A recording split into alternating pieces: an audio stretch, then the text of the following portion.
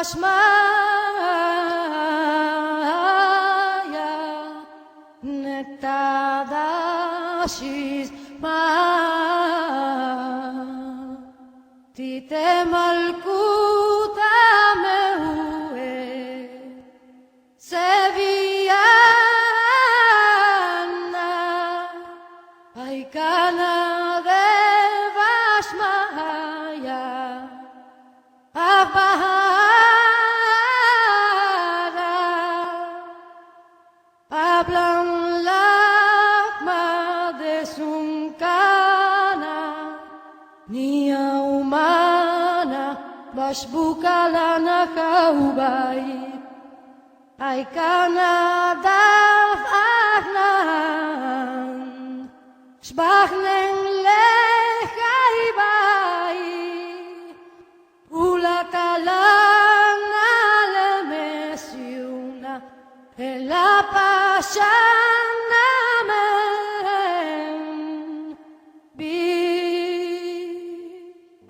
La oración es la elevación de la mente y el corazón a Dios. La oración es la respiración del alma. Es ese encuentro de Dios con el hombre. Un encuentro muy real. Pero esto hay que creerlo. Muchos creen que Dios no los oye. Pero si les preguntas, cuando hablas a tu papá o a tu mamá te oyen, contestan que sí. Ignorando probablemente que Dios nos oye con más atención que nuestra mamá o nuestro papá, por su perfecto e infinito amor hacia nosotros. Él nos dice, ¿podrá una madre olvidarse de sus hijos? Pues aunque una madre se olvidara de sus hijos, yo no me olvidaría de ti jamás. Nuestro Señor nos dice, pidan y se les dará, busquen y hallarán, toquen y se les abrirá. Porque todo el que pide recibe, el que busca halla, y al que llama se le abrirá.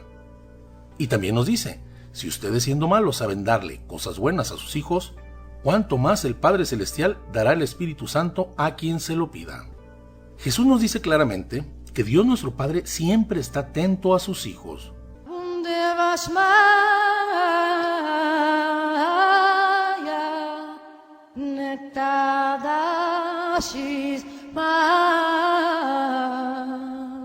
Debemos saber que cuando el hombre ora, no es el hombre quien sube hacia Dios, sino que es Dios mismo, movido por su amor, quien baja al encuentro hacia el hombre. Nos dice la Sagrada Escritura, inclinó su oído hacia mí. Incluso cantamos este salmo en la iglesia y decimos, en Jesús puse toda mi esperanza, Él se inclinó hacia mí y escuchó mi clamor. Aquí dice claramente, Él se inclinó hacia mí y escuchó mi clamor. Dios escucha siempre nuestra oración y Dios contesta siempre a nuestras oraciones. Solo que algunas veces contesta sí y otras contesta no. Así como un papá oye siempre a su hijo, pero no le dará siempre lo que le pide. Es probable que le dé otra cosa, que le haga mayor bien. Dios no nos dará algo que en su sabiduría no contribuya a un bien para nosotros, o no nos lo dará tampoco si nos aparta de Él. Les voy a platicar un ejemplo de esto. Hay una persona que es invidente de nacimiento. Un día estando en una oración con el padre Emiliano Tardif, él estaba, aún con todo y su discapacidad, de servidor en ese retiro de oración. Él pidió a Dios que si era su voluntad lo dejara ver, y el padre Tardif dijo en voz alta, aquí hay una persona que es invidente y le está pidiendo al Señor que le permita ver. Y el Señor le contesta, no, porque si te dejo ver, yo soy el que no te vuelvo a ver. Aquí observamos que el Señor siempre contesta, nada más que a veces contesta sí y a veces contesta no.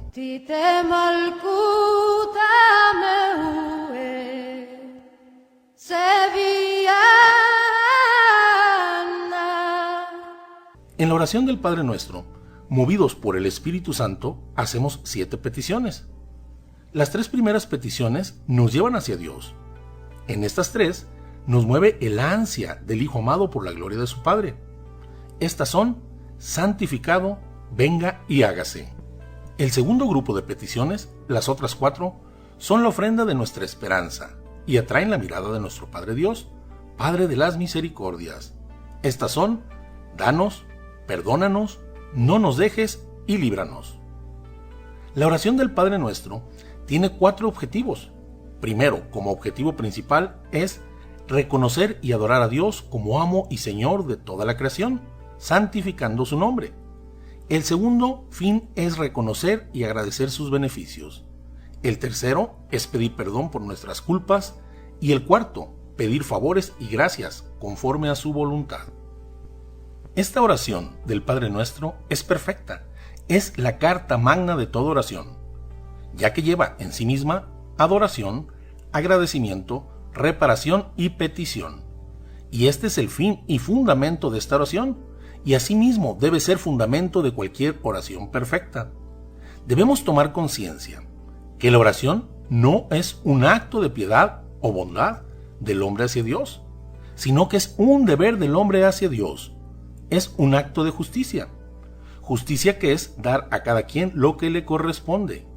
Dios nos ha dado todo lo que somos. Nos formó un cuerpo, nos dio un espíritu, nos hizo sus hijos. Por Él existimos, por Él respiramos, y todo bien que tiene el hombre por Dios ha sido dado. Entonces el fin de todo hombre es Dios, a quien pertenecen todo nuestro ser, todo nuestro amor y todas nuestras fuerzas.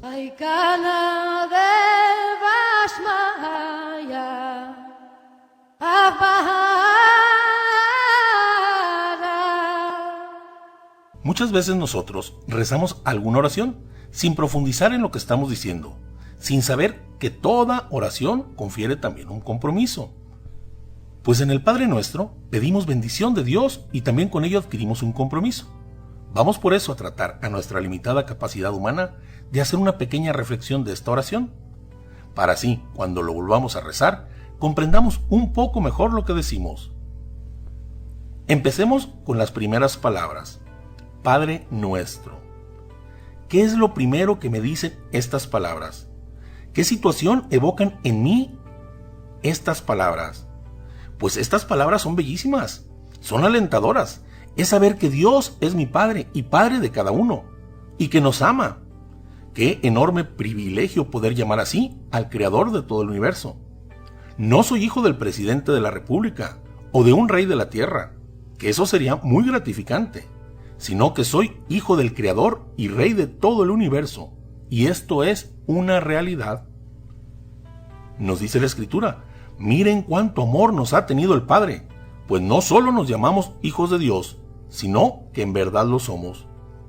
Dios nos ama tanto que no nos hizo sus siervos, sino que nos hizo sus hijos. Dios me ama a mí con la misma individualidad que ama a cada hijo suyo, con la misma fuerza, con la misma perfección. Estoy en su mente.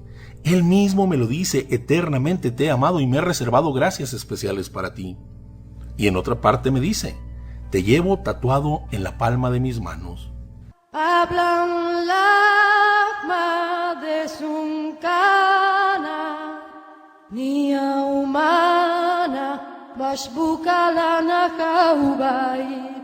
Este amor es muy poderoso, ya que cuando nos sabemos amados por Dios, lo imposible se vuelve posible.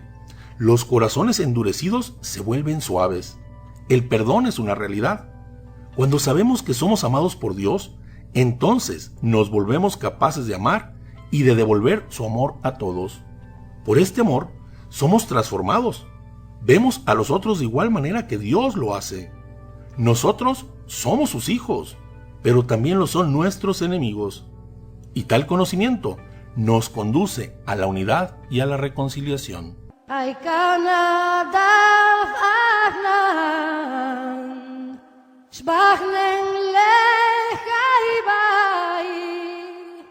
No debería existir en el mundo ningún cristiano que dirigiéndose a Dios y pronunciando la palabra Padre Nuestro fuera triste. Esta no es solo una frase, es una realidad. Hemos sido hechos partícipes de la vida divina de Dios a través de su gracia, que nos hace hijos suyos. La gracia es una participación de la naturaleza de Dios, que transforma al alma, comunicándole una semejanza muy especial con Dios. Esta divina semejanza prepara al alma para una unión muy íntima con la Santísima Trinidad que en ella vive. Por esta gracia, somos hermanos de Jesucristo e hijos adoptivos de Dios, que nos eligió de antemano para ser sus hijos adoptivos en Jesucristo, según el beneplácito de su voluntad, para alabanza y gloria de su gracia. Podemos pensar que esta grandeza no se nota mucho, y menos en aquellos pobres abandonados y despreciados por muchas personas. Pero pregunto, ¿qué acaso se notaba en aquella sencilla y humilde esclava del Señor, la humilde María de Nazaret, que era ella la reina de toda la creación y madre del verdadero Dios por quien se vive? ¿O acaso se notaba en aquel pobre carpintero de Nazaret, que no tenía ni un lugar donde reclinar su cabeza, y que fue despreciado y humillado por muchos, que era él el rey del universo y Dios creador de todo cuanto existe? Las realidades sobrenaturales no las podemos apreciar de forma visual, precisamente porque son sobrenaturales. Por eso, cuando mires a una persona, incluso a un indigente, piensa, este está llamado a reinar junto con Cristo por toda la eternidad, y es probable que con mayor gloria que muchos que hoy son aparentemente grandes para el mundo. Podremos ver a una persona que sufre mucho en este mundo. Podemos ver al enfermo, al obrero, al profesionista. Esto es lo que vemos exteriormente o superficialmente. Pero cada uno de ellos, por ser hijo de Dios, tiene un valor por encima de toda la creación, ya que cuando Dios creó el mundo, construyó una casa o una morada para el hombre. Cuando hizo al hombre espiritual a su imagen y semejanza, llenó esta morada de servidores suyos. Pero cuando al hombre le da su gracia, lo adopta en su seno, lo hace hijo suyo y le da la vida eterna. Este es nuestro gozo y nuestra esperanza que debemos compartir con todos. Como nos dice San Pedro, estén siempre dispuestos a dar razón de su esperanza. También debo saber que el amor que Dios tiene por mí y por cada uno de mis hermanos, sus hijos, es para todos, pero a la vez es tan individual y personal. El amor de Dios no se divide, Dios es infinito y a cada uno nos ama infinitamente. Si yo fuera el único ser sobre este mundo, Dios no podría interesarse o amarme con más intensidad de lo que hoy ya me ama.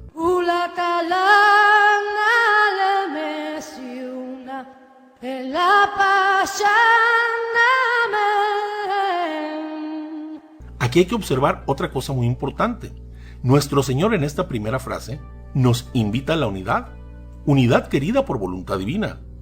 Dios quiere que todos seamos una sola familia en Cristo. Cristo nos muestra en esta oración que todos somos una sola familia, pues uno es Dios y Padre de todos. Tú y yo somos hermanos en Cristo y debemos actuar como tales. Jesús nos marca en esta primera frase el concepto de familia. Nos llama a la fraternidad, nos enseña a orar por nuestra persona, pero sin egoísmos, sin separar esta oración de los demás hijos de Dios. Debemos saber que para Dios es más agradable una oración que se eleva por todos que por uno solo. Por lo general, no hacemos esto. En nuestras oraciones más bien pedimos por nuestros hijos para que se conviertan, por el esposo para que consiga un buen trabajo, por la mamá para que se alivie, por tal amigo o por tal familiar. Esto no es malo, pero sería mejor decirle a Dios: te pido, Señor, por todos aquellos hijos que tienen algún problema y tienen angustiados a sus padres, incluyendo a mi hijo. Te pido por todos los que no tienen trabajo, incluyendo a mi esposo. Te pido por todas las mamás del mundo que están enfermas. Y si oro así, la oración no queda entonces sin fruto. Y por ese amor desinteresado con el que oramos, alcanzaremos mayor grado de gloria eterna. ¿Qué pasa? ¿Por qué oramos así por los nuestros solamente? Es que probablemente no confiamos en la omnipotencia de Dios. Pensamos que si le pedimos a Dios que alivie a todos, incluyendo a mi enfermo, esta bendición se repartirá y al mío nomás le va a tocar poquito, o a lo mejor no le va a alcanzar. Observemos que la redención de Cristo le llega a cada uno como si fuera el único, ya que cualquier acción de Dios es omnipotente e infinita. Esto lo veremos y entenderemos cuando lleguemos al cielo y veamos el bien que hizo Dios tomando como pretexto nuestra oración. Veremos almas agradecidas con Dios por ese favor y con nosotros por ser instrumentos de Dios para esto.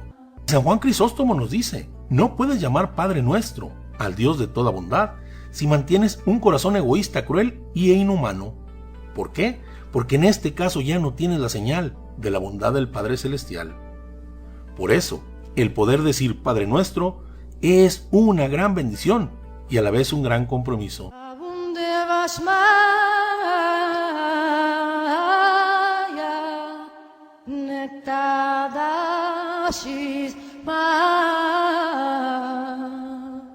Sigamos con la siguiente frase: que estás en el cielo. En el Génesis observamos que Dios creó el cielo y la tierra, por lo cual comprendemos que a Dios no lo contiene el cielo.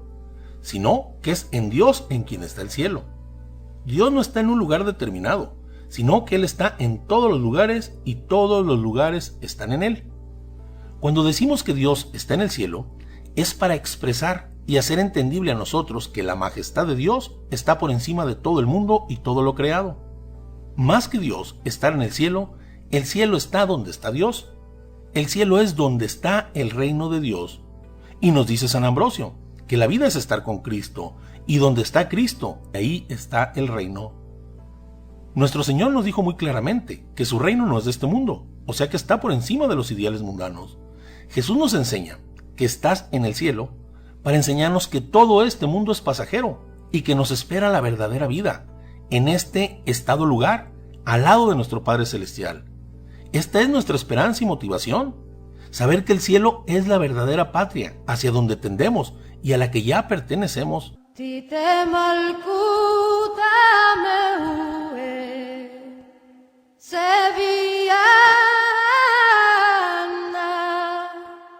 Cuando decimos que estás en el cielo, no nos referimos a que Dios esté muy alejado de nosotros, sino que nos referimos a su majestad y su santidad, que está mucho más allá de todo, pero a la vez tan cerca de cada hombre, de cada corazón contrito y humillado. Dios está en el corazón de los justos, ahí en ese corazón habita Él como en su templo. Decía San Agustín, por todos lados te busqué y tardé en comprender que tú estabas dentro de mí. Nos dice San Cirilo que el cielo bien podría estar en aquellos que llevan la imagen del mundo celestial y en los que Dios habita y se pasea. El lugar al que llamamos cielo es nuestra patria, patria de la cual el pecado nos ha desterrado. Y esta frase de esta oración hace que volvamos nuestra mirada, añorando volver a nuestra patria y a nuestro Padre.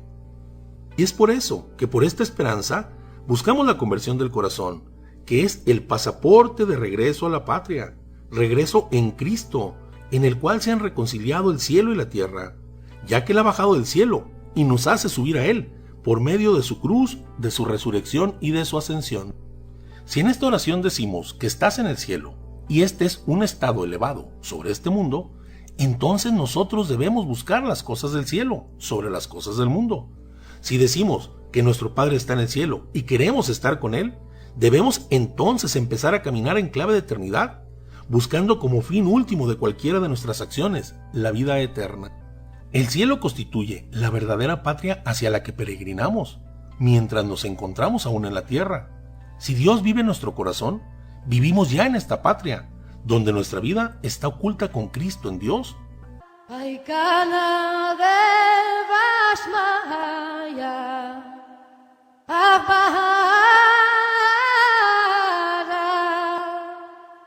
Ahora continuemos con la primera petición. Santificado sea tu nombre. Primeramente, debemos saber que solo Dios puede santificar, o sea que solo Él puede hacer santo a alguien, y su nombre es eternamente santo. Él nos dice, sean santos porque yo, su Dios, soy santo. Esto de santificar el nombre del Señor no es hacerlo santo, sino que es reconocerlo como santo, tratarlo santamente y buscar que sea tratado santamente por todas las naciones. A este compromiso está llamado el hombre.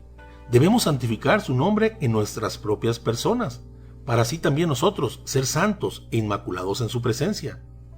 Si nosotros vivimos conforme a la santidad que Dios nos pide, el nombre de Dios es bendecido. Ahora, si vivimos contrariamente a la santidad, el nombre de Dios es blasfemado. Como nos dice San Pablo, el nombre de Dios por su causa es blasfemado entre las naciones. Esto lo dice San Pablo por muchos, y haciendo referencia al libro de Ezequiel que dice: y en las naciones donde llegaron profanaron mi santo nombre, pero yo he tenido consideración a mi santo nombre, que la casa de Israel profanó entre las naciones. Por eso dile a la casa de Israel, que así dice el Señor Yahvé: no hago esto por consideración a ustedes, sino por mi santo nombre que ustedes han profanado. Yo santificaré mi gran nombre, profanado entre las naciones, y las naciones sabrán que yo soy Yahvé, cuando por medio de ustedes manifieste mi santidad a la vista de ellos. Los rociaré con agua pura y quedarán purificados de su impureza y de todas sus basuras. Los purificaré y les daré un corazón nuevo, infundiré en ustedes un espíritu nuevo, Quitaré de su carne el corazón de piedra y les daré un corazón de carne. Infundiré mi espíritu en ustedes y haré que se conduzcan según mis leyes y practiquen mis normas. Entonces ustedes serán mi pueblo y yo seré su Dios. Aquí hay algo muy importante. Nos dice, por medio de ustedes manifestaré mi santidad a la vista de ellos. Hablan lama de sunkana, nia humana, bashbukalana jaubai. Hoy es nuestro tiempo de santificar su nombre. Hoy Dios ha cumplido todas esas promesas en nosotros. Hemos sido lavados de toda impureza en las aguas del bautismo. Nos ha dado un corazón nuevo, infundiendo en nosotros la virtud de la caridad, y nos ha dado su Espíritu Santo. Se nos ha dado un espíritu nuevo, que nos lleva de ser siervos a ser hijos de Dios. Se nos ha dotado a través de las virtudes teologales de lo necesario, para dar frutos más nobles, frutos que están sobre nuestra naturaleza, frutos sobrenaturales. Nos dice la Sagrada Escritura, que la gloria de Dios consiste en que demos abundantes frutos de santidad, y de esta manera glorificamos y santificamos su nombre. Debemos rogar a Dios que tengamos tanta santidad en nuestras almas como santo es su nombre. Debemos vivir de tal manera que los demás, al ver nuestras acciones, glorifiquen el nombre de Dios. Nosotros siempre y en todo lugar debemos dar testimonio de su acción en nosotros. No podemos ser santos de momento o de templo, sino debemos ser santos a cada instante de nuestras vidas. Hoy debemos desear con sinceridad que el nombre de Dios sea santificado en nosotros por medio de nuestras vidas. Cuando decimos, santificado sea tu nombre, no solo pedimos que sea santificado en nosotros, que estamos en Él, sino también en los otros, a los que la gracia de Dios espera todavía. Por eso, en el Padre Nuestro, pedimos que su nombre sea santificado en todos. Esta petición la hacemos en el nombre de Jesús, que pedía al Padre que cuidara en su santo nombre a todos los que le había dado.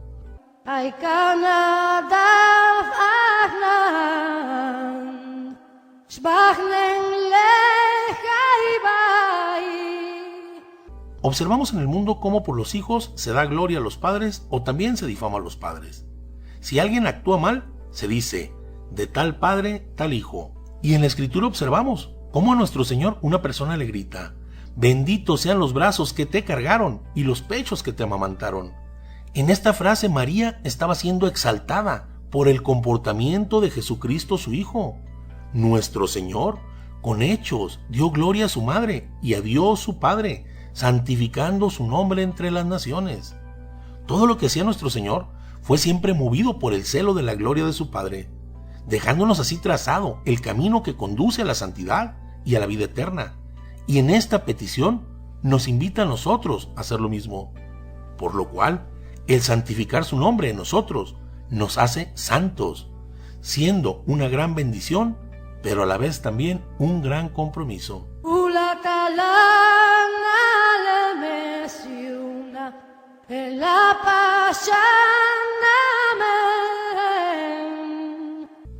Veamos la siguiente petición. Venga a nosotros tu reino.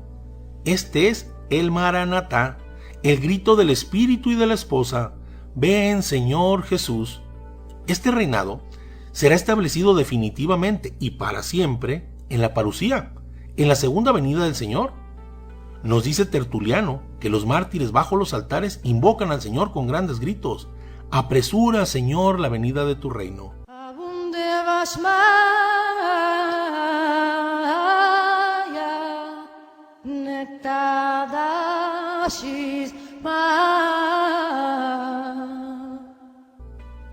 El reino de Dios se anuncia a través de todo el Evangelio y se hace presente al llegar la muerte y la resurrección de nuestro Señor. Nuestro Señor anticipa la venida del reino en la última cena, a través de la Sagrada Eucaristía, ya que la Eucaristía es el propio Señor glorificado que viene a nosotros. Nos dice San Cipriano que el reino de Dios es Cristo mismo en persona, ya que Él es nuestra resurrección, y es el reino porque una vez resucitados en Él reinaremos. Por lo cual, en cada celebración eucarística, el reino de Dios viene a nosotros a través de Jesús sacramentado, y aquellos que participan del banquete del Señor hospedan al reino de Dios en sus almas, realizándose así lo que nos dice la Sagrada Escritura. No se podrá decir está aquí o está allá, porque el reino de Dios ya está entre ustedes. Pues así, el reino de Dios y su acción se materializa en medio de aquellos y dentro de aquellos que viven conforme al Evangelio.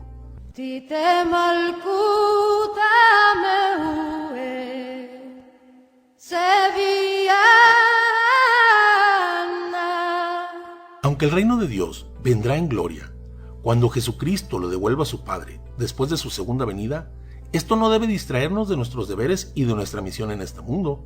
Al contrario, el saber que viene nos compromete más a que el reino se vaya ya instaurando entre nosotros, ya que el hombre tiene su vocación de ser santo y llegar a la vida eterna, pero esto no suprime su actuar en las realidades temporales, sino que debe poner por acción todos los talentos, los dones y los medios que Dios le ha dado para servir a sus hermanos en este mundo, cristianizándolo a través del amor, la verdad, la justicia y la paz.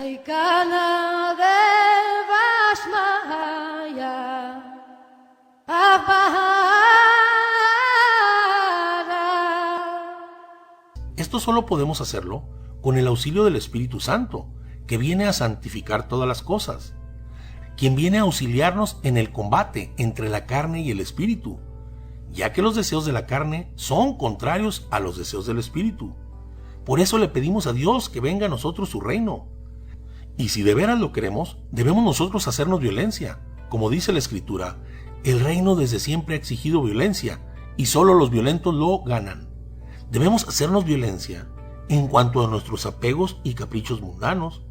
Auxiliados por la gracia, debemos rogar como San Pablo, que el pecado ya no reine en nuestros corazones, ya que solamente un corazón puro puede decir con seguridad, venga a nosotros tu reino. Solo el que se conserva puro en su actuar, en sus pensamientos y en sus palabras, puede decir a Dios, venga tu reino. Por eso, esta petición también es una gran bendición, que como las demás, implican un gran compromiso. Hablan la de Sunkana, Nia humana, Bashbukalana Jaubai. La siguiente petición es, hágase tu voluntad en la tierra como en el cielo. Nos dice la Escritura que la voluntad de Dios es que todos los hombres se salven y lleguen al conocimiento de la verdad. La voluntad del Padre fue cumplida con infinita perfección en la persona de Jesucristo, quien al entrar en el mundo dijo, Padre, sacrificios y holocaustos no te agradaron, por eso heme aquí que he venido para hacer tu voluntad. Lo vemos en el momento de su agonía cumplir esto con gran celo, cuando dice, no se haga mi voluntad sino la tuya. Y es gracias a esta voluntad que Cristo cumplió, por lo que somos redimidos y santificados. Por eso al pedir que se haga la voluntad de Dios, pedimos que una nuestra voluntad a la de su Hijo Jesucristo, ya que esta será la única forma de poder nosotros hacer su voluntad, para heredar así la vida eterna en Cristo.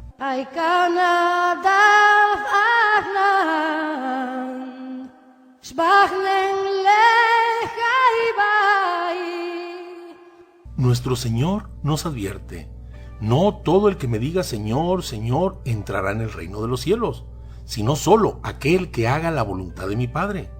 Y sabemos que la voluntad del Padre, del Hijo y del Espíritu Santo es la misma, pues son un solo Dios.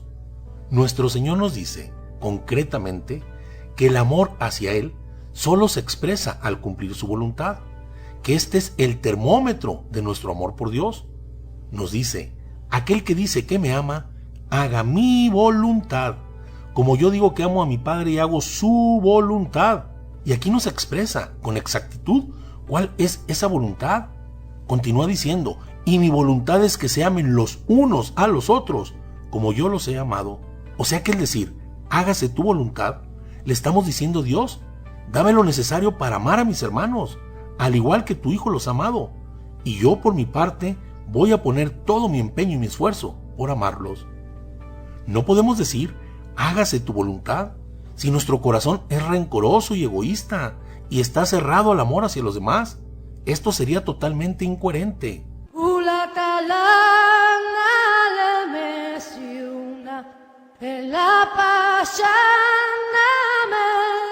Amen. Nosotros sabemos que en el cielo eternamente se hace la voluntad de Dios. Y cuando nosotros pedimos expresamente que se haga la voluntad de Dios aquí en la tierra, nos unimos a todos los ángeles, a todos los santos, a los mártires y a la Santísima Virgen María, en nuestra intención de que toda criatura haga su voluntad. Nos unimos al celo de estos hermanos por la gloria de Dios, y entonces ganamos su amistad y aprecio, y también contamos con ellos para llevar a cabo esto. Si en algún momento somos atacados por algún enemigo de nuestra alma, por algún espíritu del mal, que nos quiere dificultar hacer la voluntad de Dios, podemos pedir la intercesión de los ángeles y santos, y la respuesta es inmediata. Si pido la asistencia de la Santísima Virgen María o de los ángeles para que me ayuden en este combate espiritual, para que la voluntad de Dios se cumpla, antes de terminar mi petición ya están presentes, ya que ellos, movidos por el celo por Dios, acuden inmediatamente a nuestro auxilio. Abunde Vashmaya, Nektadashis Ma. Debemos saber que muchas veces la obediencia cuesta. Esto es porque es difícil someter nuestra razón humana y la tendencia de la carne a la voluntad de Dios. Nos dice la Escritura, refiriéndose a nuestro Señor, que con lo que padeció experimentó la obediencia y llegó a la perfección y se convirtió en causa de salvación para todos los que le obedecen. El sufrimiento de Jesús es consecuencia directa de nuestro pecado, pero también, en cierto sentido, es la consecuencia de su obediencia a Dios, ya que en el mundo oscuro del pecado, que rechazaba a Dios, la obediencia de Cristo apareció como una tremenda provocación para las autoridades, provocación, según ellos, merecedora de la muerte. Nuestro Señor venció al mundo, al demonio y a la carne con la obediencia de la cruz, para que nosotros en Él, con Él y por Él aprendiéramos a obedecer también. Nuestro Señor fue traspasado en la lanzada del dolor, en obediencia al Padre. A María una espada le atravesó el alma por la obediencia. Nosotros, aprendiendo de su obediencia, nos debemos dejar traspasar por la gracia de su Espíritu Santo, para que Él grite en nuestro interior: Abba, Padre. Tite malkuta meue, Sevillana. Jesús encontró que su camino del sufrir es senda del amor y del caminar hacia el Padre. Y esta obediencia en el sufrimiento, como la de Jesús, es para nosotros también el camino para obtener su redención.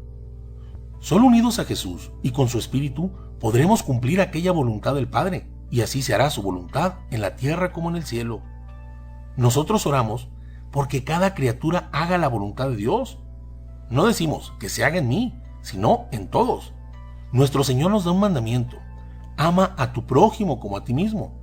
Y si el recto amor hacia mí es pedir el bien espiritual de mi salvación, pedir a Dios la gracia de cumplir su voluntad en este mundo para poderme unir con Él por toda la eternidad, entonces este mismo es el bien más elevado que puedo pedir por mi prójimo, y esta súplica debe estar en primer lugar, incluso antes de pedir bienes temporales para mí mismo. Aikana de Vashmaya, Abahara. Nos dice San Agustín que así como decimos hágase tu voluntad en la tierra como en el cielo, podríamos bien decir, sin desfigurar esta oración, hágase tu voluntad en nosotros los hombres, como nuestro Señor Jesucristo se hizo. Debemos saber que muchos, al cerrar su corazón a Dios, se han obscurecido, haciendo las obras de las tinieblas, y nosotros, al obedecer a Dios, nos volvemos luz, y la luz siempre va a ser incómoda para aquellos que ocultan su pecado en la oscuridad, ya que esta luz pondrá al descubierto sus malas obras, lo cual muchas veces nos traerá problemas, como nuestro Señor, pero nosotros debemos confiar en Dios, como dice el Salmo: podrán caer 10,000 a mi lado y 1,000 a mi derecha, pero el mal a mí no ha de alcanzarme, pues Dios está siempre a mi lado. Cuando decimos hágase tu voluntad, hacemos el compromiso de aceptar su voluntad siempre, ya sea de signo o de beneplácito. la de signo, que son los mandamientos y los consejos evangélicos, y la de beneplácito, que es aceptar todo lo que ocurre en mi vida como bendición de Dios para el bien de mi alma. Así sean estrecheces económicas, humillaciones, desilusiones, muertes de seres queridos, sabiendo que todo concurre para el bien de aquellos que aman al Señor. Hablan lagma de sunkana, nia humana, bashbukalana jaubai. Debemos saber que la voluntad de Dios no siempre nos parecerá lógica o humanamente razonable. Muchas veces sonará contraria a nuestros pensamientos. Esto lo vimos con San Pedro, cuando no quería que nuestro Señor fuera a su encuentro con la cruz, o con Amán, que tuvo que bañarse 7 veces en el río para ser curado de la lepra, o con Abraham, cuando se le pidió sacrificar a su hijo.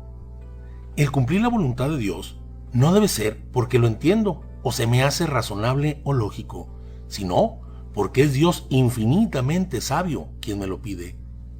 El hacer la voluntad de Dios con perfección no consiste solo en aceptarla, porque la aceptemos o no va a suceder de todos modos.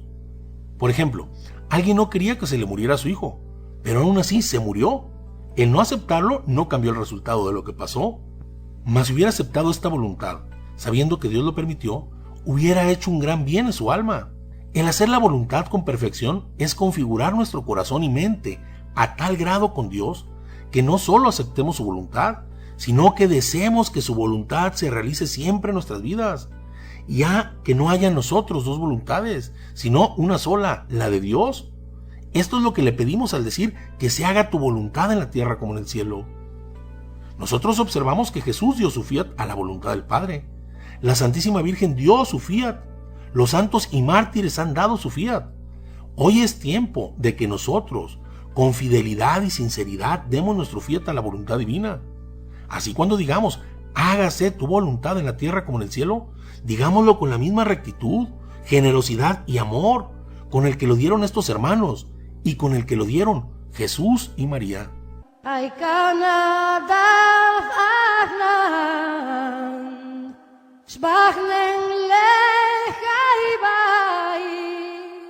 Vamos con la siguiente petición.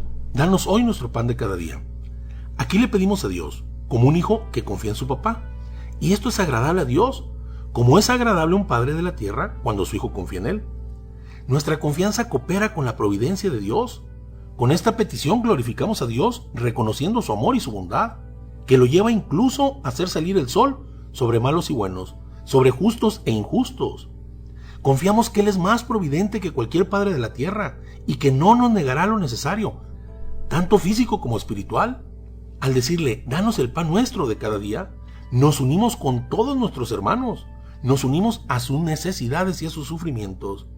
Aquí se pueden preguntar algunos, oye, ¿y por qué hay quienes no tienen pan? Esto no es porque Dios no sea providente. En la tierra siempre hay más de lo necesario para mantener a la humanidad entera. Solo que la ambición y el egoísmo de algunos no permite que este alimento llegue a todos. Existen personas que manipulan, especulan y acaparan, e incluso que tiran miles de toneladas de alimento diariamente al mar para poder conservar el precio. Por eso, en esta oración, también pedimos por ellos, para que obrando conforme a la verdad, hagan justicia con sus hermanos, que el hombre se vuelva justo, ya que no puede haber una sociedad justa, sin hombres que libremente quieran ser justos.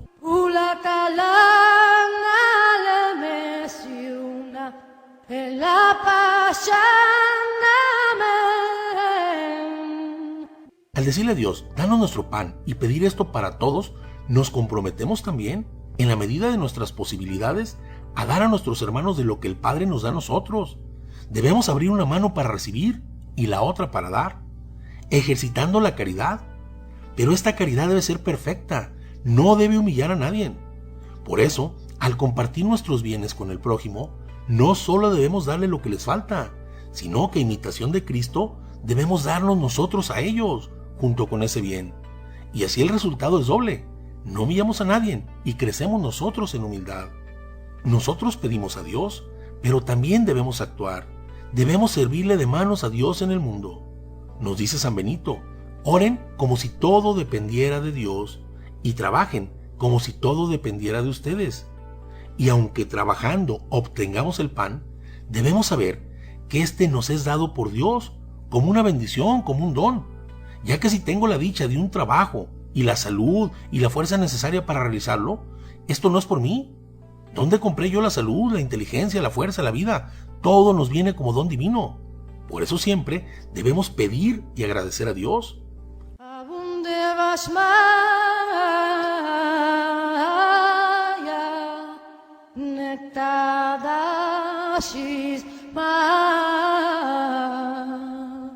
Ahora, bajo el concepto de pan de cada día, entendemos primeramente el alimento necesario para vivir.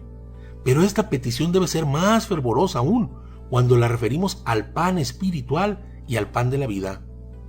Nos dice la Escritura, no solo de pan vive el hombre, sino de toda palabra que sale de la boca de Dios. El pan de la palabra está haciendo mucha falta hoy en el mundo. Aquí debemos reconocer también nuestro compromiso misionero. Hay muchos que están muriendo de inanición espiritual, de hambre espiritual, hambre por escuchar la palabra de Dios, palabra que se acoge por la fe y nos lleva a comer el alimento perfecto, el pan de vida eterna. Nos dice el Señor, yo soy el pan vivo que ha bajado del cielo, el que coma de este pan vivirá para siempre. Este es el medicamento contra la muerte, el remedio para la inmortalidad y alimento divino que nos une a Cristo, y más aún nos transforma en Él, y nos permite una vez unidos a Él hacer la voluntad de Dios, que es también alimento para la vida eterna. Como nos dice el propio Jesús, mi alimento es hacer la voluntad del Padre. Así como el pan viene del trigo, que es sembrado y florece en la tierra, este pan fue sembrado en el seno de María, floreció en la carne, fue amasado en la pasión, fue cocido en el horno del sepulcro y reservado en la iglesia para ser dado como alimento celestial a los hombres.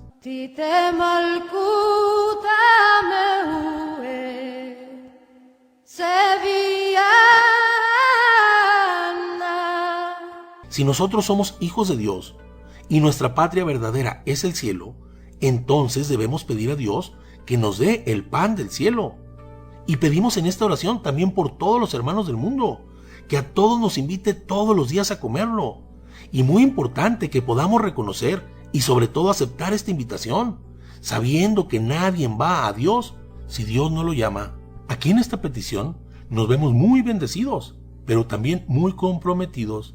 No podemos pedirle a nuestro Padre el pan divino y espiritual sin asistir al lugar y momento que Él tiene designado para dárnoslo, que es la Santa Misa, a la cual no debemos ir solo nosotros, sino que adquirimos el compromiso de llevar a todos nuestros hermanos.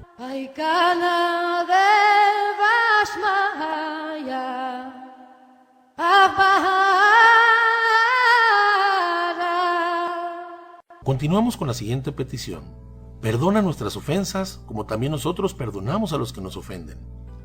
Aquí, nuestra mirada debe ser como la del hijo pródigo. Padre, he pecado contra el cielo y contra ti. O como la del publicano. Oh Dios, ten compasión de mí, que soy un pecador. Aquí confesamos nuestra miseria y exaltamos la misericordia de Dios. Tenemos la certeza de su perdón porque hemos sido redimidos por su Hijo Jesucristo. Y tenemos la certeza por los sacramentos que Él nos dejó, sobre todo el de la reconciliación. En la confesión del pecador contrito, su corazón se abre a esta gracia de Dios. Sería totalmente ilógico pedir a Dios que perdone nuestras ofensas y no frecuentar el lugar donde se dispensa la gracia del perdón, el confesionario, que también podría llamarse un dispensario de la sangre de Cristo. Nosotros no le podemos decir a Dios, perdona nuestras ofensas, pero a nuestro modo, no al tuyo. El que perdona es el que pone la condición. Todos sabemos que hemos sido redimidos por Cristo, y esta redención tampoco la realizó Él a su modo, sino al modo divino.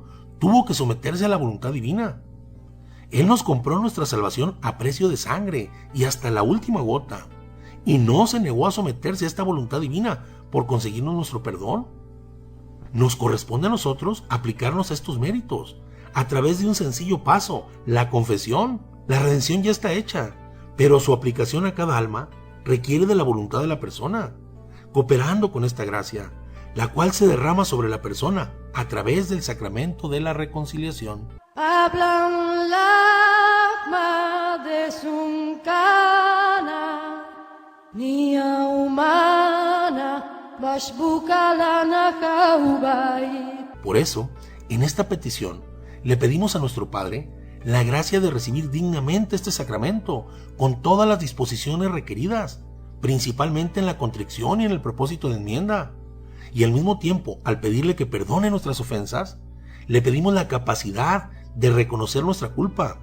O sea, le pedimos que nos envíe su Santo Espíritu, ya que el pecado no se puede reconocer más que a la luz del Espíritu Santo. Ay, Canadá, Fagnan, Schwachnen, Lejaibai. No solo pedimos perdón por las ofensas nuestras, sino por las de todo el linaje humano, ya que lo primero que mueve a alguien a pedir perdón es el amor. Por eso, movidos por el amor de un Padre tan bueno, pedimos perdón por haberlo ofendido tanto a nosotros como a nuestros hermanos. Y con esto hacemos un gran acto de misericordia, que nos permite al mismo tiempo alcanzarla. Nuestro Señor nos dice: bienaventurados los misericordiosos, porque ellos alcanzarán misericordia. Actualmente muchas personas piden misericordia para sus seres queridos, para que salgan del pecado y se conviertan, y no sigan sufriendo las consecuencias que les acarrea dicho pecado. Mas la primera intención de nuestra oración debería ser para que no te ofendan a ti, Padre bueno. Si yo pido así, muevo el corazón de Dios, que es rico en misericordia y no se deja ganar. Y tengo por seguro que mi súplica será respondida con más misericordia de las de mis más altas expectativas. Ula kalana le mesiuna, en la pashana. Ahora, un punto clave de esta oración, una exigencia necesaria. Esta misericordia no podrá penetrar en nuestro corazón mientras no hayamos perdonado a los que nosotros nos han ofendido. Ya que si lo que nos mueve a pedir perdón a Dios es el amor que tenemos por Él, al que no vemos, y no amamos a nuestro hermano que sí vemos, entonces nos volvemos mentirosos, y por lo tanto nuestra petición es falsa. En este punto, observamos que nuestro Señor nos exhorta en variadas ocasiones: sean perfectos como su Padre del cielo es perfecto, y hace salir su sol sobre justos e injustos. Sean misericordiosos como su Padre del cielo es misericordioso. Como yo los he amado, ámense los unos a los otros.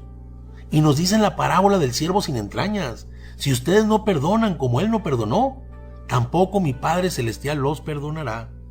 Esto solo podemos hacerlo por la habitación del mismo Dios y de su Espíritu en nosotros. Si cooperamos con ellos a través de nuestra voluntad, ellos pueden hacer que nuestros corazones tengan los mismos sentimientos de Cristo. Si nosotros ofrecemos nuestro corazón al Espíritu Santo, Él cambiará nuestras heridas en compasión por el hermano y purificará nuestros pensamientos, transformando ese rencor en intercesión por mi hermano, y así poder dar testimonio al mundo de que el bien es más fuerte que el mal y el amor más fuerte que el odio.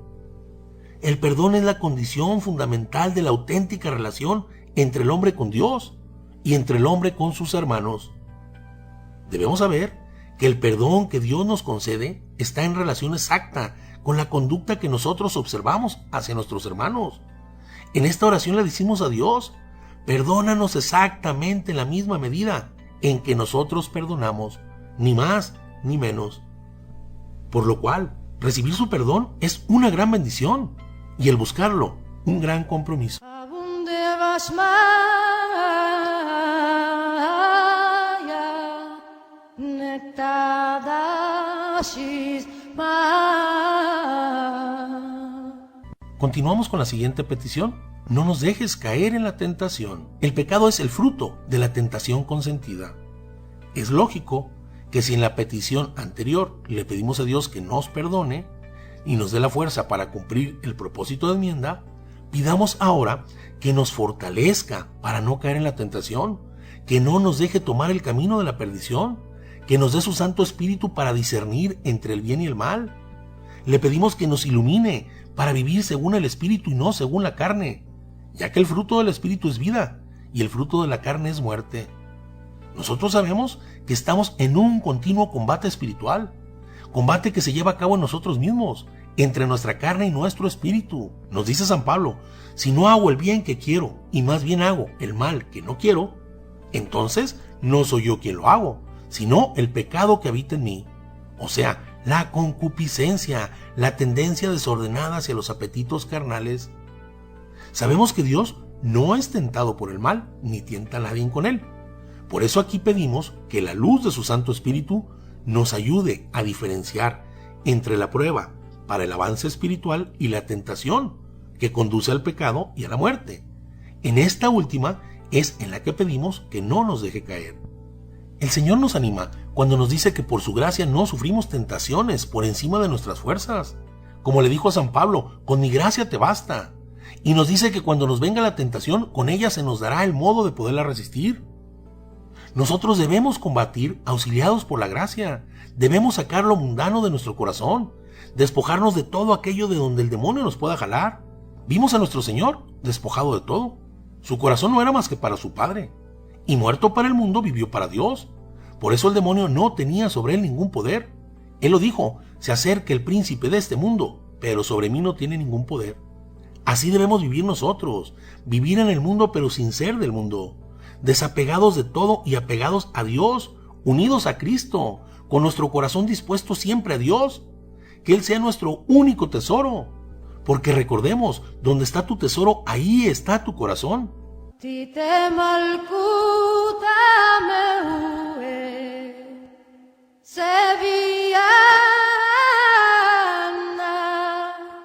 Nosotros en esta petición no pedimos a Dios que desaparezca la tentación, sino que pedimos que no nos deje caer. Si Dios no pudiera obtener un bien de la tentación, no la permitiría. Si Él permite aparentes males, es porque sabe sacar mayores bienes de ellos. Recordemos las palabras, oh feliz culpa que nos mereció tan gran Redentor. Si Dios permite la tentación, aclaro, que no la manda, solo la permite, es porque tentación vencida es adelanto en virtud. Cuando le pedimos a Dios que no nos deje caer en la tentación, debe ser porque rechazamos nosotros mismos, renunciamos y repudiamos al pecado. Pero igualmente debemos rechazar las ocasiones próximas de pecado. Debemos, por lo tanto, apartarnos de todo aquello que nos exponga a caer en tentación, como las malas amistades, los lugares inapropiados para un buen cristiano, las malas influencias de los medios de comunicación. Esto que pido a Dios, lo pido para mis hermanos también, por lo cual debo estar vigilante y, como el buen vigía, dar aviso a mis hermanos cuando ellos están exponiendo a la tentación y al pecado. Esto es una obligación. Dice la Escritura, aquel que está en la atalaya, o sea, en lo alto de la torre, ve venir al enemigo y no da alerta a sus hermanos. Si ellos son pasados a espada, él cargará con la culpa. Mas si él da aviso y los demás no hacen caso, él habrá salvado su vida. Yo no puedo pedir a Dios que no nos deje caer en la tentación si no permanezco vigilante en mi persona y respecto a mis hermanos. Recuerden que Dios desde el principio pregunta a Caín, ¿dónde está tu hermano Abel? Y nosotros no debemos responder como Caín, ¿que acaso yo soy el guardián de mi hermano? Porque si respondo así, entonces esta petición de no nos dejes caer en tentación sería más falsa que una moneda de 1 peso con 50 centavos. ¡Qué gran compromiso!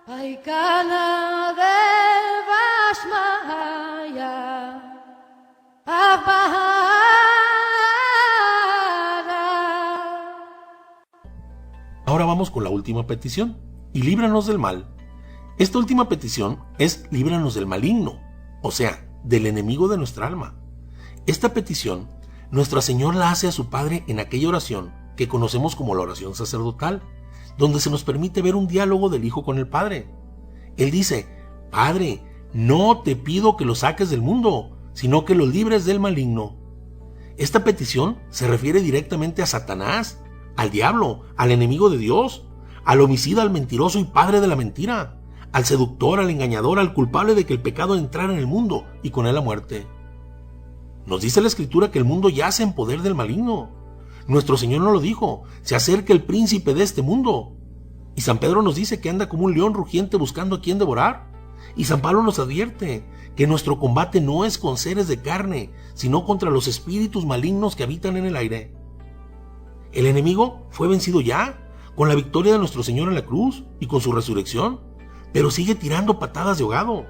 Nos dice la Escritura en el Apocalipsis que él le hizo la guerra a la mujer y a su hijo, pero despechado, porque no pudo nada, fue a hacerle la guerra al resto de sus hijos. Pero por esto no hay que temer, porque si Dios está con nosotros, ¿quién contra nosotros?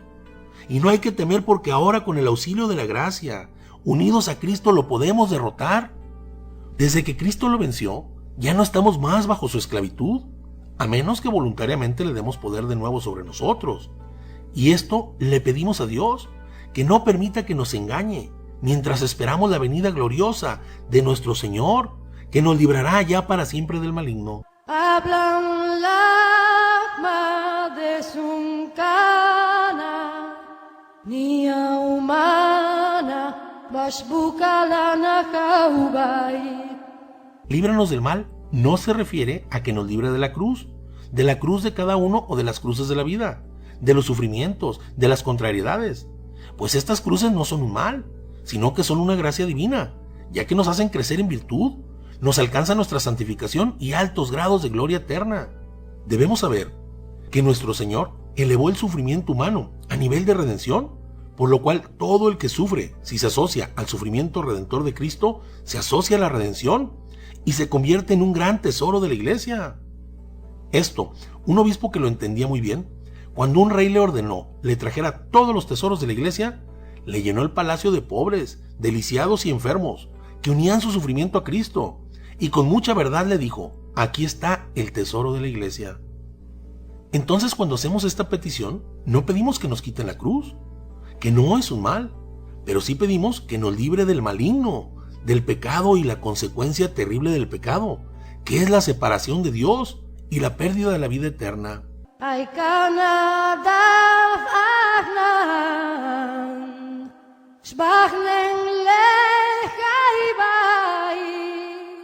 Y por último, decimos amén. Al terminar de rezar esta perfecta oración que nos enseñó nuestro Señor, decimos amén. Con esta simple palabra nos comprometemos a hacer vida a esta oración. Ese amén es nuestra firma en este pacto con Dios, donde aceptamos tanto la bendición como el compromiso.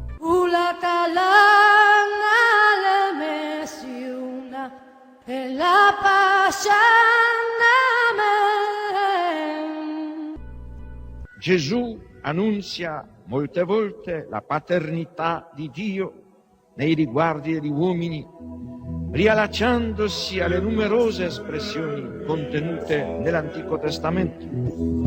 Per Gesù Dio non è solamente il Padre di Israele, il Padre degli uomini, ma il Padre suo, il Padre mio.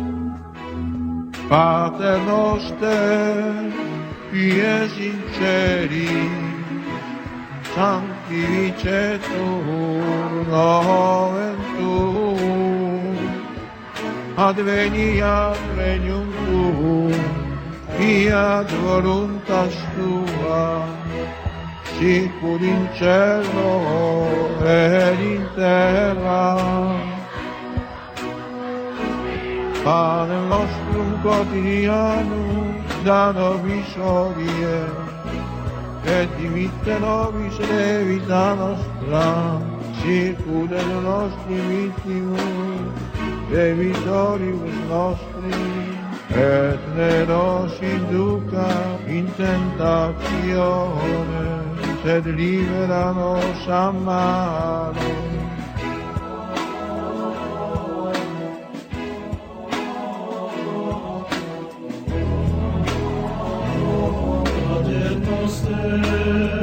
Qui es in celis, sanctificetur nomen tuum, adveniat regnum tuum, fiat voluntas tua, sicut in cielo et in terra.